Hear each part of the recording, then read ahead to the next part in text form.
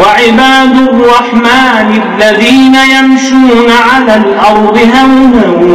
وإذا خاطبهم الجاهلون قالوا سلاما والذين يبيتون لربهم سجدا وقياما والذين يقولون ربنا اصرف عنا عذاب جهنم إن عذابها كان غراما إنها ساءت مستقرا ومقاما والذين إذا أنفقوا لم يسرفوا ولم يقتروا وكان بين ذلك قواما والذين لا يدعون مع الله إلها آخر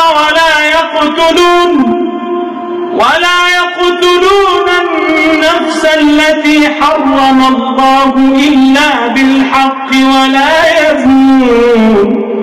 ومن يفعل ذلك يلقى أثاما يضاعف له العذاب يوم القيامة ويخلد فيه مهانا إلا من تاب وعمل عملا صالحا فأولئك يبدل الله سيئاتهم حسنات وكان الله غفورا رحيما ومن تاب وعمل صالحا فإنه يتوب إلى الله متابا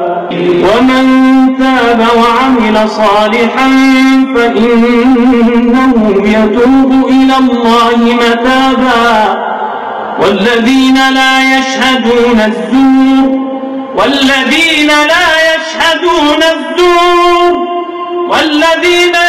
يشهدون الزور وإذا مروا باللغو مروا كراما